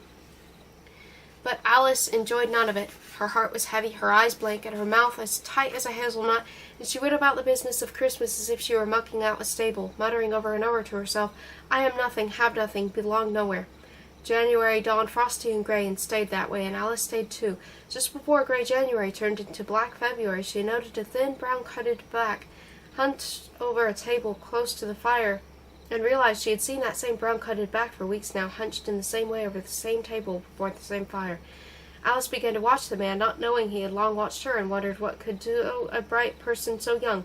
He was long and skinny as a heron, with black eyes and a face that looked sad, kindly, hungry, and cold. She thought at first he held the pox, for the long face, long nose, and long yellow tooth were all spotted, but it proved to be only ink, splattered as he pushed his quill pen furiously along. Corpus bones, she thought. He was writing. That is a man who can write. She kept her eyes down as she served him his bread and ale, barely daring even to breathe the same air as she who was so stupid to be a midwife's apprentice. While they watched the big snow drop, 7 piglets one dark afternoon, Janet told Alice about the brown-coated man. Magister Reese, it was said, was a renowned scholar. Staying at the inn for the winter, he was working off his room and board by keeping accounts and penning letters for guests while he finished writing what was rumored to be a great and holy book. Alice studied the man. She noted that John Dark liked to sit near him, for he was careless of his ale, and that Janet made sure to give him the smallest portion of the toughest meat, for he ate what he was given and never complained, and that he never scolded Tam the kitchen boy, who had been kicked by a horse and was not right in the head, even when Tam spilled beer or bacon fat on his papers, and that only the geese seemed awed by him, scattering hurry-scurry when he entered the inn-yard, lest another tail-feather go for a quill-pen. Alice took to sweeping that corner of the floor more carefully and scrubbing that end of the table more frequently, hoping to see that he was writing, and what it might look like. For her curiosity overcame her, at least even her bleakest despair. After a while he tried to speak to her, but she would only clutch tighter her broom and sweep furiously in silence, so instead he took to calling her to the cat. "This, Puss," he said, shifting the sleeping animal off the page he was writing, "is my masterwork, an encyclopedic compendium I call the Great Mirror of the Universe, wherein you can find reflected all of the world's knowledge, collected by myself, Magister Richard Reese, M.A., and dedicated to his ampleness and Bishop of Chester, so called for he is ample in all the world's virtues. Or see how I can make this ink blacker by mixing soot with the boiled oak galls. Or this cat is P, as in puss, or pork, or plum pudding. Or the letter S must be made just so, never so thick or wiggly, or with an extra curve at the end, just so." The cat listened carefully, although sometimes he lost patience with the tutoring and began to bite at the tantalizingly moving pen, and Alice too just listened, so that she learned some letters as the cat learned. She liked best the O, D, and G, for they looked friendly. Z seemed mean, X wicked, and W always made her young. Q was by far the most beautiful, she thought. Even if it could not stand alone, it must be accompanied everywhere by the compliant U. Sometimes at night, when the cat's belly was full, and he had no need to prowl about looking for supper, he let Alice cuddle him against her as they went to sleep and tell him more about what she had learned that day. How A began Alice and apple and ark, and when she put a tail on the S, what letters might be made to spell purr, even though he must, she thought, know these things as well as she. During the day, when not boiling or sweeping or chopping or skinning, she wrote letters in the frost of the wood pile with a twig, scraped them into the soot and chimney wall with the handle of the broom, and stuck her finger into the mutton soup and wrote them on the table in the kitchen. At night she found them written out in stars in the clear, cold sky. Once Alice knew all of the letters in a number of combinations, Magister Reese began teaching the cat words, reading aloud bits of wisdom from his great encyclopedia. As a result, Alice learned about the heavenly planets circling the earth in hollow, transparent spheres, about the great empire of the Romans that once stretched all the way to Britain, about the faraway island of the giant ants who walk upright and mine for gold. She learned about the 4 humors that govern the body, how to plant corn by moonlight, and where the antipodes were, and she still had not said a word to her. When one day he threw away a page he had ruined with an ink blot, Alice snatched it up and stuffed the vellum into her bodice. Each night before she blew out the last candle, she would labor over the page, picking out letters and sometimes even words that were familiar to her.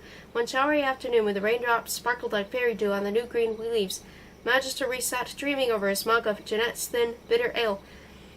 Winter was nearly over, and his book far from finished.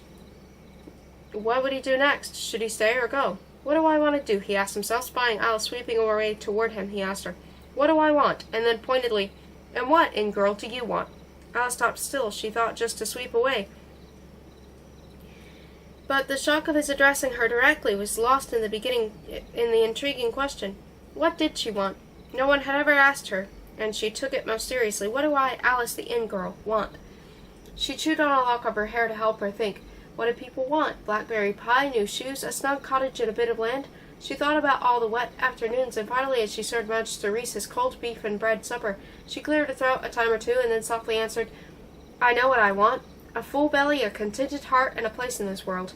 Magister Reese looked up at her in surprise. You ask a lot for an in-girl. I thought you'd say a sweetheart or a felt yellow ribbon for your black hair. No, this is what I want, but it is my misfortune, instead, to be hungry, out of humor, and too stupid to be a midwife's apprentice. None so stupid, he said. You can read as well as the cat. Alice smiled, and so winter turned to spring.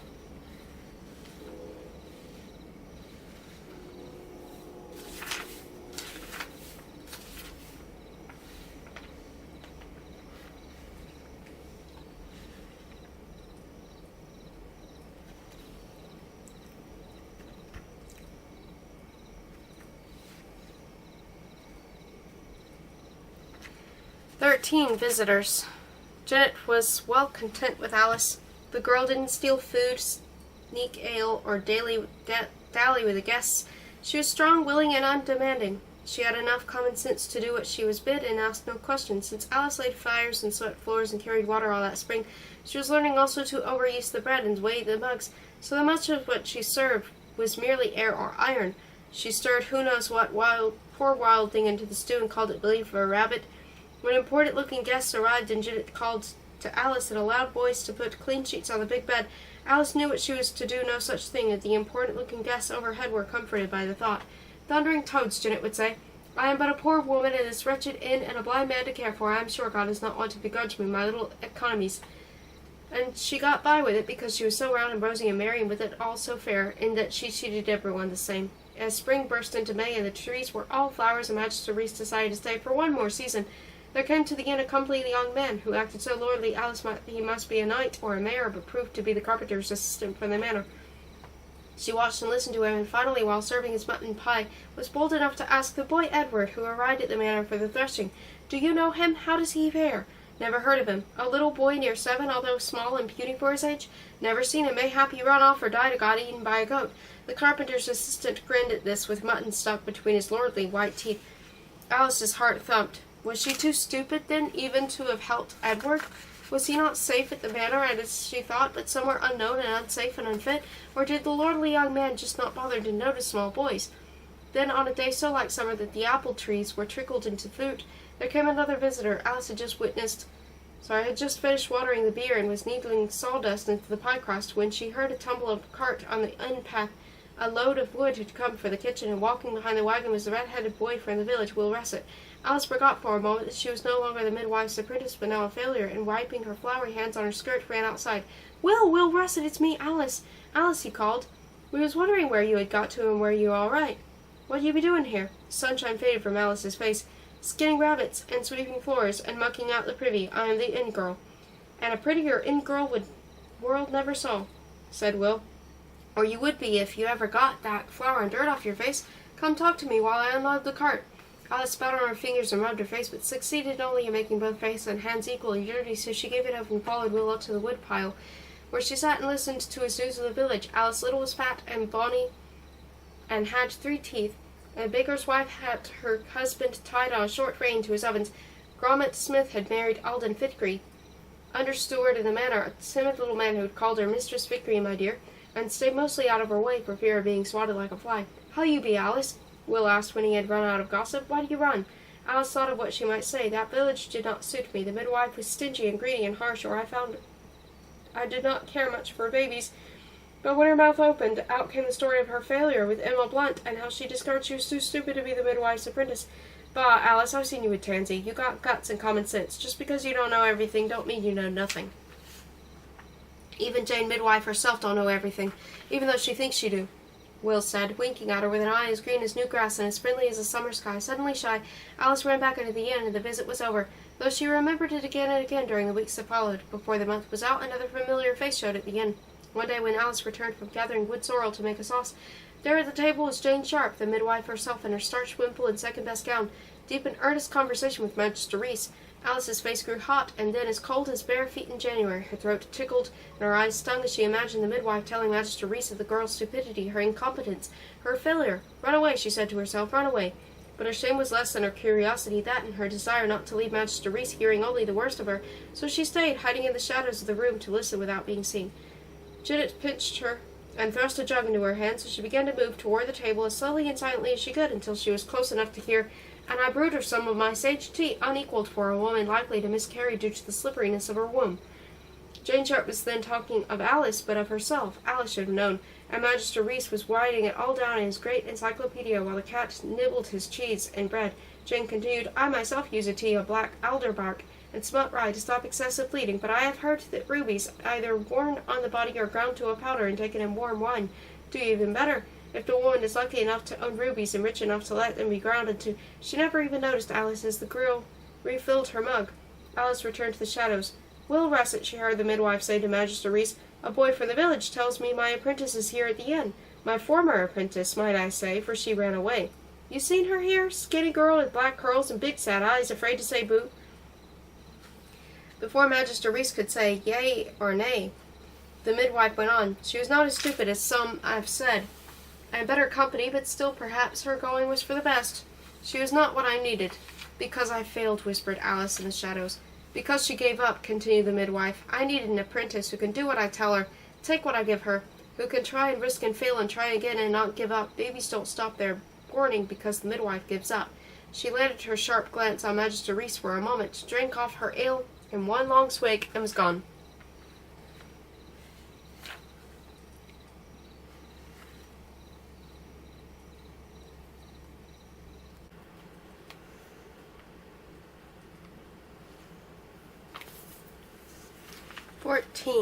The Manor. Just before the road for the inn turns and makes for the village, there's a hidden path to the manor. Visitors use the main road, crossing through the gatehouse and past the apple trees and stables. Some of the villagers know about the path, but few use it, for it passes too close to the dark woods. Alice, in her comings and goings through the village, had come upon the path, although she had never before had needed to follow it all the way up to the manor, until one afternoon when golden yellow blossoms first appeared on the laburnum trees, and Girdle the cow gave birth to her first calf, a sweet and sticky thing Alice thought to call Rosebud, for she was as red as the hedge-roses near the village church. As she watched Girdle muzzle and suckle Rosebud and tuck her against her warm body to give the calf her warmth, Alice was filled with a sudden longing to go to the boy Edward at the manor and see for herself that he was there fed and dry and content. Mayhap he was unhappy and longing for her, and she would bring him back to the inn and take care of him as Girdle did Rosebud. For days she thought about this, and the more she thought, the righter it seemed. She imagined Edward's first sight of her at the manor. "Alice, you have not forgotten me," he would cry, throwing his arms about her waist. "Have you come to take me away? I pray you have, for I am desolate here without you, and as well as am starving and beaten and forced to sleep outside in the snow, and no one cares for me." She would scoop the boy up in her arms, and they would go together back to the inn, and Alice would take care of Edward, and this would make her heart content. All she needed was Edward, and all would be well. She was certain of it. So one day when Janet had gone to the market fair at Edenwick to buy a copper pot, a young pig, and a bit of lace for her best kirtle, no guests but Magister Reese cluttered the table. Alice put the cat in a stable, so that he would not follow her, and the sun warming her wintry spirit, climbed to the manor on its grey-green hill. Passing the village fields, she saw Roger Mustard and Thomas the Stutterer swinging their weed hooks, and felt the familiar feelings in her chest and her throat, but turned her eyes away so she would not have to think about what she had had and what she had lost. The manor was bustling in the sunshine. She went first to the barn, where the men were sharpening hoes and sticks in preparation for the summer hay cutting. "The boy Edward?" she asked a tall, red-nosed man. "The small boy who arrived after harvest to help with the threshing? Is he still here?" The man turned and looked at Alice. "Forget this Edward, Curly-Top. My name is Matt, and I am 6 times the man he is. Climb up here on this hay bale, and give me a warm, sticky kiss. My hair may be frizzled, but my wits are not." Alice responded, "Save your sticky kisses for your wife or your cow." Alice left the barn and went next to the smithy, where the manor blacksmith and his apprentices were hammering lumps of iron into shoes for horses. "The boy Edward?" she asked again. Her answer was rude remarks, laughter, and kissing sounds from men too ill-tempered, too busy, or too tired to care about the questions of a strange girl. "The boy Edward?" Alice asked the kitchen maid, skinning a pig in the manor yard, the laundress boiling great kettles of goose fat for soap, the carpenters fashioning a coffin for old Ned, who had died that morning. None answered. "Corpus bones," said Alice. "I might as well be asking the fence." Finally, she found her way to the shed that served as the manor kitchen, and there found a cook who, judging for the words pouring forth from her mouth with none to listen, would not be reluctant to talk to Alice. "Please, ma'am," said Alice, who had learned that ma'ams and sirs served her well even with cooks and stable boys when asking favors. "Please, ma'am, the boy Edward who came after harvest to help with the threshing, is he still here? Have you seen aught of him?" "Ah, the lamb," the cook cooed, waving her ladle at Alice. "The little lamb, he be here, but too small is he to be swinging that great heavy flail about and wrestling with the oxen and plows and the taunting of the men.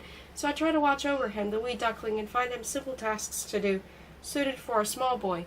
The cook sat down, her face red from heat and emotion and the boiling and stewing going on about her, took off one great leather shoe and used it to fan her face. She peered closely at Alice. "Surely, then, you be the sister he talks about, for you look just like him, and could pass for twins." The cook muttered and crossed herself. "You not be twins?" she asked Alice, peering closer. "I cannot abide twins." "No, ma'am, we be not even brother and sister." "I'll never say that, sweet pudding, for you are as alike as 2 peas. Just so you are not twins." "No, ma'am, not twins," Alice answered again, wondering why twin cows such as Baldred and Bildforth should be such a joy and a boon, while twin babies were ill-starred and unlucky. "Well then, my little turnip, go find your brother in the hen-house behind the barn, where I sent him to gather eggs for a parsley omelette, and bring yourselves back here for dinner of bread and bacon." The cook wiped her wet red face on her skirt, picked a struggling fly from the great pot of soup she was stirring, and began a new conversation with herself, for she found such talk interesting and hardly ever disagreed with what was said. Edward, 15. The manor was growing quiet, preparing for evening and supper and bed. Alice passed men coming back from the fields, weed hooks and hoes, rakes on their tired shoulders, dairy maids washing out the churn, stopping every now and then to lick the sweet butter off their fingers, shepherds bringing in the sheep for tomorrow's washing and shearing, the music of their pipes rising to the wide blue sky and disappearing into the silence. Around the barn and the hen house she found Edward, egg basket still empty, kneeling before the chickens. "So then," he said to the largest and most bad-tempered, "you be the king, and you," he pointed to the small hen with speckled feathers, "be the queen, for you look motherly and kind, and the rest of us will be knights, and we will pretend we are about to have a great battle with the Scots, but we don't mind, for we are sure to be victorious." At that, Edward looked up and saw Alice watching him. "Alice," he cried, leaping to his feet, the better to throw his arms about her waist. "Alice, you have not forgot me." Alice remembered her imaginings of the boy hugging her, and she smiled. "It would be well. Come, Alice, you can be a knight too, and we will march north to the stable. Edward, I sent you here to work so you'd have food and warmth and a place to belong, and instead you're playing knights with the chickens. What be you thinking?" She tweaked Edward's nose and pulled a speckled feather from his hair. "Come, I'll help you find enough eggs to satisfy the cook, and then we will walk together. Alice, what you be doing at the manor?" "I came to see how you be, and good thing I did, for it seems you have not the wits of an oat. Your sister, indeed. What are these lies you have been telling the cook?" "Not really lies, Alice. I just wanted a sister, for all cooks' other children have brothers and sisters. Have you come to take me away?" Before Alice could reassure him that she was there to rescue him, and all would be well, he continued, "You haven't, have you, Alice? For I am so sore content here, and mostly have enough to eat, and when cook is cross with me, I sleep the chickens and pretend. No one chases me away, and even Lord Arnulf knows my name." So Alice learned about the sometimes mighty distance between what imagines and what is. She would not be bringing Edward back with her to make her heart content, but she knew she had not failed him, and she breathed a heavy sigh of sadness, disappointment, and relief. It felt so good that she did it again and again until her sighs turned to sobs, and she cried her first crying right there in the hen house, with Edward arming the chickens for battle. Edward patted her shoulders and hands and comforted her as well as a small boy could, and cheered her by wiggling his loose front tooth. On the way back to the kitchen, Edward began a campaign to convince Alice to stay the night, and she agreed, although she knew Janet would scold her for her absence, so she was not ready yet to completely abandon Edward and her rosy imaginings. While they ate their bread and bacon supper, while Alice helped Edward mound up straw in a corner of the kitchen, while she sat by watching for him to go to sleep, all the while Edward talked of life in the manor. He told her of the silken-robed lords and ladies who came for feasts and rode out to hunt and dance like autumn leaves in the candlelit great hall, of the visiting knights who clanked their swords against each other as they practiced in the schoolyard, of the masons who slapped mortar and bricks together to build a great new tower at the corner of the hall that looked to stretch near all the way to heaven. He described the excitement of the buying and the selling of the great autumn horse fair, the nervous preparations accompanying the arrival of some velvet-shod bishop or priest, and the thrill of watching the baron's men ride out to confront a huge maddened boar who had roamed too close to the village, and he complained at his lot, doing all the smallest tasks, not being allowed to help with the threshing and plowing, being teased for being so little and frail and tied to cook's skirts and fit for nothing but gathering eggs. Finally, as his eyes looked near to closing, he said, "Tell me a story, Alice. I don't know any stories, but sure you do, everyone does.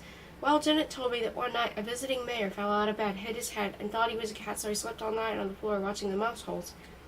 "That is no story, Alice. Cooks tell me stories. A story would have a hero and brave deeds. Well, then, once there was a boy who, for all he was so small and puny, and was brave enough to do what he must, although he didn't like it and was sometimes teased. Is that a story?" "Close enough, Alice," and he closed his eyes. When the moon shone through the misty clouds and the two owls hooted in the manor yard, Edward and Alice slept, each comforted by knowing the other was safe and warm and sheltered and not too very far away. The next day being the only day the woolly black-faced sheep were washed before shearing, Alice and Edward ate their bread and beer breakfast down by the river to watch the great event. Edward finished his breakfast first. "I'm still hungry, Alice, and there is nothing about here to eat but grass. Do you know if grass is good for people to eat?" "Try it." He did. "It'd be good for exercising my teeth and making my mouth taste better, but it tastes like grass, I would say. They do not eat it." "What is the best thing you ever ate, Alice?" "Hot soup on a cold day, I think. Once, long ago, a monk gave me a fig. It was a wonderful thing, Alice, soft and sweet. After that, I had nothing to eat for 3 days but the smell of the fig on my fingers. Are you ever going to finish that bread, Alice?" And Alice gave him her bread, which is what Edward wanted and Alice intended all along. Part of the river had been dammed to form a washing pool. Men stood in the waist-deep water with the hairy shepherds, looking much like sheep themselves, drove the woolly beasts into the water to have their loose fleeces pulled off and then be scrubbed with strong yellow soap. The river was noisy with the barking of dogs and the bleating of the sheep and the calling and the cursing of men and the furious bawling of those lambs separated from their mothers. Edward soon took on the job of matching mothers and babies. He snatched up the bawling lambs and ran from mother to mother until he made up the right pair, whereupon they would knock him out of the way in their hurry to nuzzle each other. As the day grew hotter and the river looked cooler, and finally Alice tucked up her skirt into her belt and waded in, the weary men were glad of another pair of hands and soon had Alice helping. First she held the woolly black faces while they were scrubbed, but one old ewe took offense at Alice's handling and, standing up with her front feet on Alice's chest, pushed the girl into the water. Alice, coughing and sputtering, traded jobs with the man who was lathering their backs. Fleeces cleaned, the sheep swam to the bank and scrambled out of the water, nimble as goats and hungry as pigs.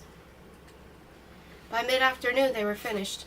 While Edward and the shepherds drove their sheep to their pens across the field, Alice stretched and wiped her wet hands on her wet skirt. What a wonder, she thought, looking at her hands, how white they were and how soft. The hours of strong soap and sudsy fleece had accomplished what years of cold water never had. Her hands were really clean. There was no dirt between her fingers or around her nails, or ground into the lines on her palms. She sat back against a tree, held her hands up before her, and admired them. How clean they were, how white. Suddenly she sat forward. Was the rest of her, then, that white and clean under all the dirt? Was her face white and clean? Was Will Russet right? Was she even pretty under the dirt? There never had been one pretty thing about her, just skinny arms and big feet and dirt, and lately she had been told that her hair was black and curly and her eyes big and sad, and she was mayhap even pretty. Alice looked about. The washing was done, and the sheep driven into the barn to dry off tomorrow's shearing. The river was empty, but for great chunks of the greasy yellow soap floating here and there. Alice found a spot a bit upriver from the befouled washing pool, pulled off her clothes and waded in. She rubbed her body with the yellow soap and handful of sandy gravel until she tingled. Squatting down until the water reached her chin, she washed her hair and watched it float about her until it grew chilled. Alice stood up in the shallow water and looked at herself, much cleaner, though a bit pink and wrinkled from her long soak. And pretty? Mayhap even that, for all she had her teeth in her limbs. A face unmarked by pox or witchcraft, and perhaps more of a happiness and hope and of a sadness in those big eyes than even the midwife had remarked on. She washed her clothes, pulled them on, and still wet and drippy, ran for the kitchen to dry a bit before the fire. Too soon it was time to bid Edward goodbye. Be assured I will not be far from here, and I promise I will come back for Christmas and Easter and your Saint's Day, and to see when the front tooth grows in again. Edward grinned. He had enjoyed the day, done a man's job, and been carried home on the shoulders of a shepherd called Hal. He was satisfied with his place at the manor. The devotion of the cook and the friendship of Alice, he suddenly felt not so small. Alice gave him a hug and a smack, and felt the tickling on her throat and stinging on her eyes that meant she might cry again. Now she knew how to do it. She went down to the path from the manor, stopping every few steps to turn and wave until finally the path curved and Edward was lost from sight, and all she could see was the way ahead.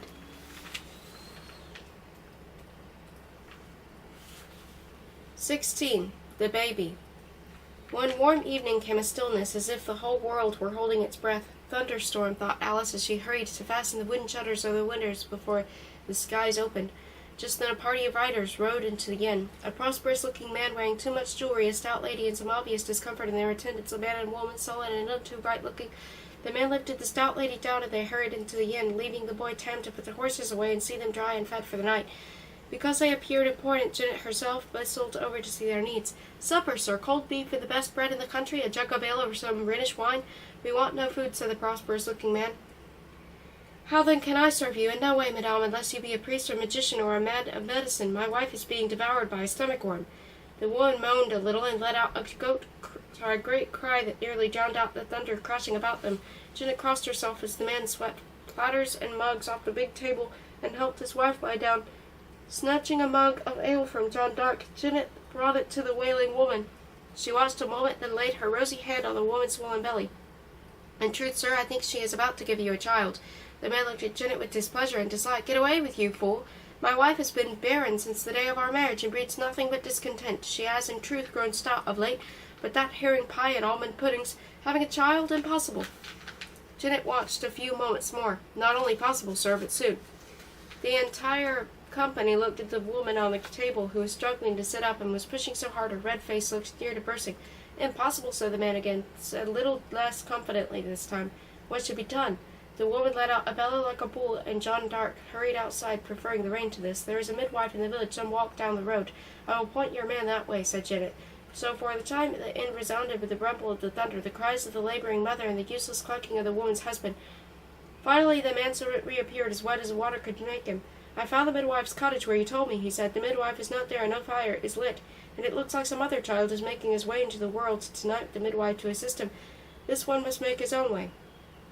All was noise and confusion as the woman pulled herself up again and commenced bellowing. Her husband gave her his ruby ring to hold. Janet gave her ale. The manservant gave her a black look and went outside to join John Dark in the rain. As night deepened, the woman's cries grew louder and louder. Janet hustled and bustled, but she knew about brewing and baking and not babies, and all her bustle could not help. Magister Reese went out and returned, unable to help but reluctant to leave. Alice stood watching from a place under the stairs, unwilling to be part of the scene, for the sounds and spells were all too familiar, and spoke of her failure with Emma Blunt. She was kept from leaving altogether by her sympathy and compassion, and by a certain curiosity that compelled her to know what was happening and to what end, and what might be done to finish or hasten or ease. As the wails of the companions grew near as loud as those of the mother, Janet threw them all outside. The woman attendant, who shrieked more than she attended, the wailing husband, and the Magister Reese, who stood at the shuttered window, frantically paging through his great work, looking for something to help it every now and then, calling, "Janet, you must find a bulb of white lily, or a virgin's hair, and ant eggs, or an eagle stone. Who has an eagle stone?" Finally, Janet covered the moaning woman with her cloak and whispering, "I can do no more. This baby will not come. Slip from the room." lighting up the room, empty but for Alice under the stairs, and the woman in tears and plain and labored, and none to help. Alice trembled. I should, she said to herself, but I cannot. I tried before and failed. You must, said herself back to her. None so stupid, said Magister Reese. You are a nitwit, said Gromit Smith. Guts and common sense, said Will Rasset. You gave up, said the midwife. Help me, cried the woman on the table. Keep still, all of you, and let me try, said Alice, coming out from behind the ladder. She got the woman to her feet and walked her around the room, stopping every now and then to pour some ale into her. She rubbed and oiled and pushed. She bade the woman sit and stand, kneel and lie down. She called on all the saints known to watch over her mother, St. Margaret and St. Giles and St. Felicitas, and even St. Loy, who protects horses, and St. Anthony, who does the same for pigs, for she believed it would do no harm. She did every single thing she had seen the midwife do, and even invented some of her own. As the thunderstorm passed and the night prepared to yield to dawn, on a scarred wooden table that had seen more pork pies and beer than babies, Alice delivered a baby boy with the black hair of his father and the red face of his mother. Alice had no basket of clean linen and ointments and herbs, so she tore a coarse thread for the hem of the woman's dress, tied the baby's cord, and cut it with a carving knife borrowed from the kitchen. Having no cumin or Sicily for sealing the cord, she spat on her hand and rubbed the cut end. Alice then opened the door. Here, sir, Alice said, handing the baby to his father. No stomach worm, but a loud and lusty boy. His mother shouted from inside, Stomach worm, bah, in truth I thought a dragon was eating my innards. Give the lout to me, I will teach him to give such trouble and pain to his mother. The stupefied father took the baby to his mother, who commenced scolding and berating the little fellow, all the while smoothing his black hair and caressing his little hands until her scolding turned to cooing and loud cries to gurgles. And mother and child fell asleep there on the end table. Alice saw the man and his servants staring at her in awe. It be a miracle, they whispered. We have seen Baron Wilmot give birth, stomach worm transformed to innocent babe, dragon defeated by a girl who appeared from nowhere. The man spoke to Alice. Good miss, be you an angel or a saint? Alice stared at him. An angel? I be no angel. And a saint you are, he cried, and all about fell to their knees in wonder. No, Alice repeated, no saint, no angel, corpus bones, I but delivered a child. Your wife never had a stomach worm. But the man and the servants, still on their knees before her, prayed and thanked her for the cure of their mistress and the miracle of the baby, and while she was at it, the female servant asked for a warm cloak for winter, and that the wart should fall off her chin. Alice pushed past them and stepped out into the warm light. The moon was as round and as white as a new cheese. The bench beneath the old oak sat John Dark and Magister Reese, sharing a mug of ale. Magister Reese winked at her and smiled. Alice smiled back, and then when she laughed, a true laugh that came from deep in her gut rushed out her mouth and rang through clear to the night air. And that was the true miracle that night, the 1st of June, the month, as Magister Reese could have told her, named for Juno, the Roman goddess of the moon, of women, and of childbirth.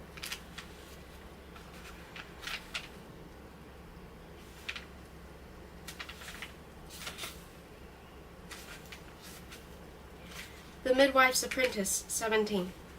June burst into bloom, daisies, larkspur, meadowsweet and thyme, foxglove and thimbleberry, purple thistle flowers, yellow whorls of blooming fennel. Alice sat in the meadow and thought. The rich merchant and his wife wished to take her back with them to Salisbury to care for their son and mayhap perform more miracles. He spoke temptingly of new shoes and a shrine. Magister Reese was leaving the inn to return to the lodgings in Oxford he shared with his widowed sister, and wished to employ Alice. My sister grows older and needs more care than I can give her, and I think mayhap Oxford would please you. Alice liked to be invited, but Janet scowled and moped, unwilling to lose a willing worker, but even sadder to see the last of the girl herself, and finally offered Alice a penny every now and then if she would agree to stay. As she chewed on a grass, Alice smiled. From someone who had no place in the world, she had suddenly become someone with a surfeit of places.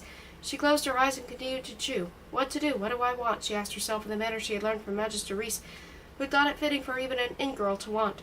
In her mind she saw Magister Reese's spotted face and kind eyes, heard Janet's merry voice, and smelled the rich perfumed robes of the merchant from Salisbury. She felt again the vigorous, squirming, wonderful aliveness of the merchant's son as he wriggled into her hands. She heard the joyful clatter of the birds building their nests as the thatch of the church, saw the triumph on her face of the midwife as she coaxed the reluctant baby to life.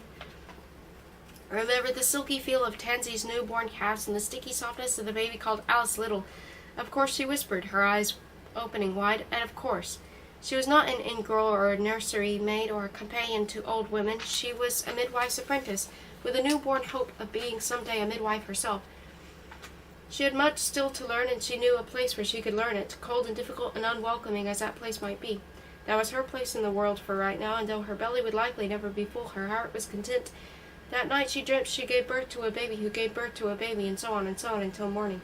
Early in the day she saw the merchant and his family off to Salisbury, bid farewell to Magister Reese and sent her respects to his sister, hugged Janet, set off for the village, comb and soap and page from the great and holy book tucked in her bodice, an orange cat at her heels. Not too long after this, the inn, which had been known simply as John d'Arc's place, came to be called the Gat and the Cheese, marked by a great hanging sign of an orange cat with a morsel of cheese in his paw. Within a few years no one remembered why, but so it is called to this day. As she swung along the village road, Alice, with good feelings tumbling inside her, hummed, then trolagged, and then sang, so loud and clear as a swan. Some of the words were without meaning, others sounded right, other words came from deep inside her and told her how she felt about life and hope and the road ahead. Come summer, come flowers, come sun, sang Alice. Purr, sang the cat. Alice knocked at the midwife's door, surprised at how the French roses had grown since the last she was there. Jane, I am back, she said to the frowning midwife. I be a fine midwife's apprentice now. I know about babies and birthing, singing songs and cooking chickens, crying and laughing and reading. Is that all? Asked Jane. Are these not excellent things for a midwife's apprentice to know? They are indeed, but is that all? That is all, and I am here. But Jane would not have her. Alice stood before the cottage, eyes stinking on heart store. She had not thought about this, had thought no further than knocking on Jane's door and being welcomed. But there it was, Jane would not have her. And before morning turned to afternoon and the morning glories turned their faces from the sun, Alice, in despair and confusion, turned from the village, fearful that each step would take her once again over that invisible line that separated the village from the rest of the world. But the cat would not. I know you do not wish to leave, cat, nor do I, but there is no place for me here. I tried to come back, but failed. She will not have me. Pearl laid himself down, tucked his front paws under the white spot in his chest, and looked at her with his gooseberry eyes. What then should I do? Alice sat down and listened to the humming of the bees and the purring of the cat. Suddenly she leapt to her feet. Corpus bones, you are right, cat. Jane told herself me what she needed. Alice turned back again for the cottage, gathering comfrey leaves and raspberries and the tiny wild strawberries at her skirt as she went. She marched up to the midwife's door and knocked firmly. Jane Sharp, it is I, Alice, your apprentice. I have come back, and if you do not let me in, I will try again and again. I can do what you tell me and take what you give me, and I know how to try and risk and fail and try again and not give up. I will not go away. The door opened. Alice went in, and the cat went with her. Thank you for listening to The Midwife's Apprentice by Karen Cushman. It's funny, but like when I was younger, I liked Catherine Called Birdie more than Midwife's Apprentice, but as an adult, I've realized I actually like The Midwife's Apprentice more than Catherine Called Birdie. It's a lot more emotive, I feel like, and it's more,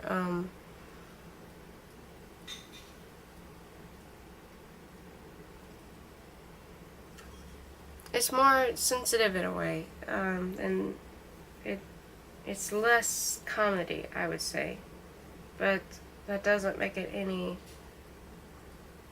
less impactful or memorable. I feel like it's fantastic. Catherine Called Birdie is fantastic. Grayling's song is fantastic too. Thank you for listening, and let me know if there are any parts that are your favorite in the comments.